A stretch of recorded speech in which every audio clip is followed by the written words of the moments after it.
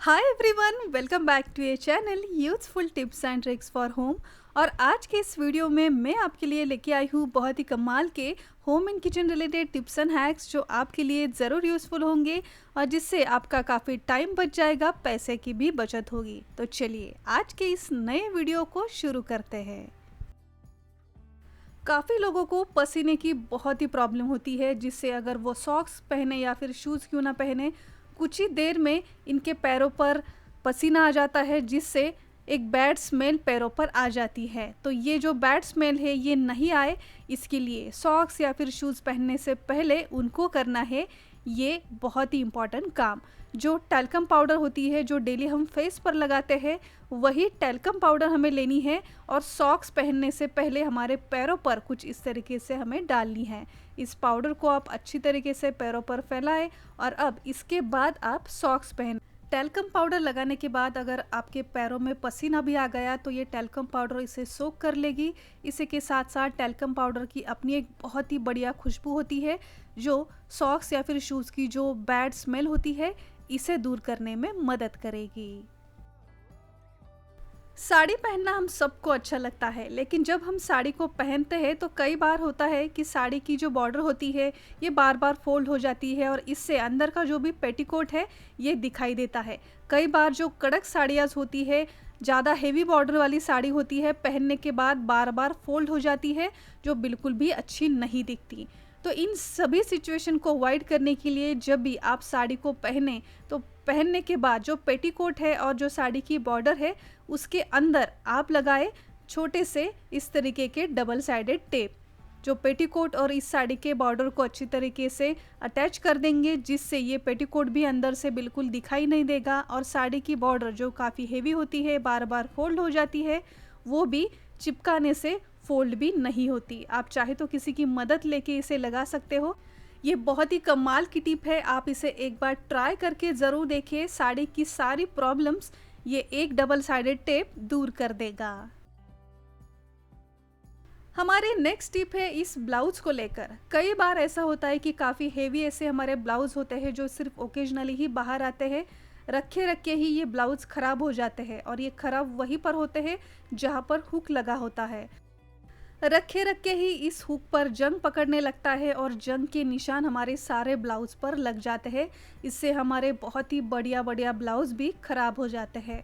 तो ऐसा ना हो, इसके लिए जब भी आपको ब्लाउज वार्डरोब में रखना हो तो उससे पहले आप करें एक बहुत ही बढ़िया उपाय।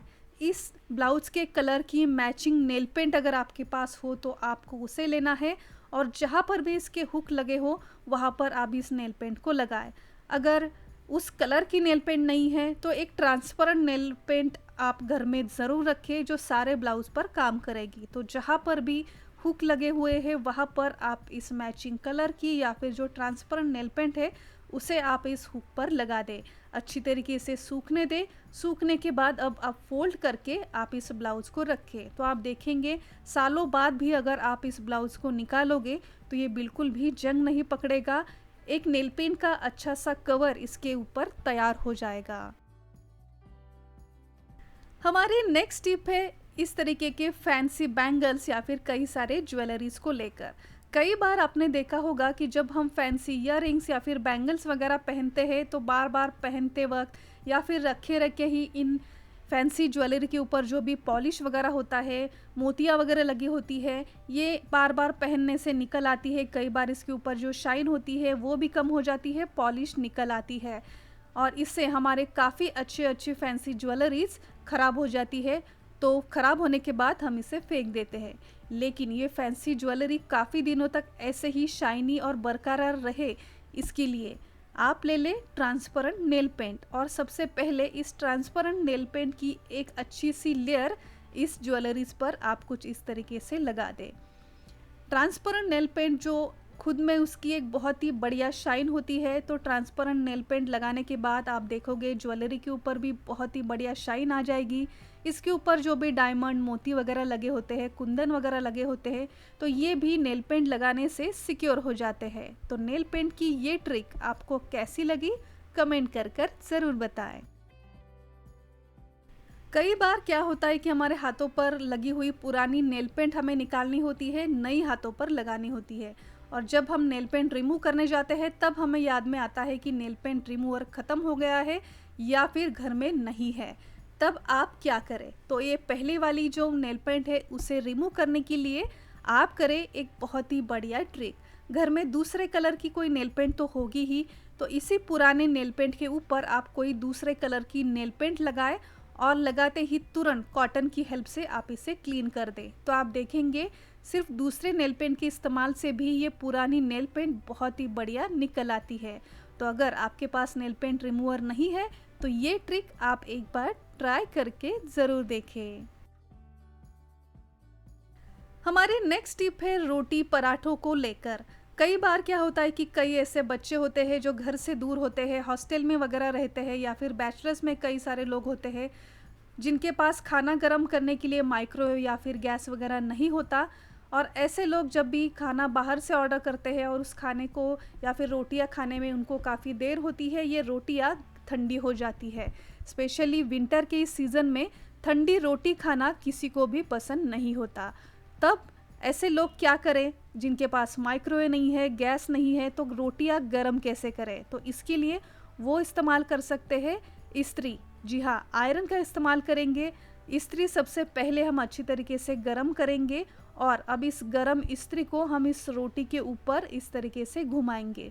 मेक श्योर कि ये जो इस्त्री की प्लेट है क्लीन होनी चाहिए। अगर इसके साथ सिल्वर फॉइल पेपर मिला है तो सिल्वर फॉइल पेपर के ऊपर भी आप इस इस्त्री को घुमाएंगे तो आप देखेंगे इस्त्री की हेल्प से बहुत ही बढ़िया ये रोटी पहले जैसी गर्म हो जाएगी। आप इसे एक बहुत ही बढ़िया जुगाड़ू ट्रिक कह सकते हैं। अगर आपके घर में भी कोई ऐसा है जो फैमिली से दूर रहता है, बैचलर्स में या फिर हॉस्टल में वगैरह बच्चे रहते हैं, तो उनके लिए ये ट्रिक आप ज़रूर पहुंचाएं ताकि उन्हें भी गर्मा गर्म रोटी खाने को मिले। तो कभी कभार इस्त्री का ऐसा इस्तेमाल भी आप ज़रूर ट्राई करके देखें। सो फ्रेंड्स, आई होप कि आज के इस वीडियो में दिखाए गए ये सारे छोटे मोटे टिप्स एंड हैक्स आपके लिए भी ज़रूर यूज़फुल रहे होंगे। और मेरी ये मेहनत अगर आप तक पहुंची होगी तो वीडियो को एक लाइक ज़रूर कीजिए। और अगर अब तक आपने इस चैनल को सब्सक्राइब नहीं किया है तो अभी जाकर सब्सक्राइब कीजिए। सब्सक्राइब बटन के आगे एक नोटिफिकेशन बेल है, उसे भी प्रेस करना बिल्कुल ना भूलिए।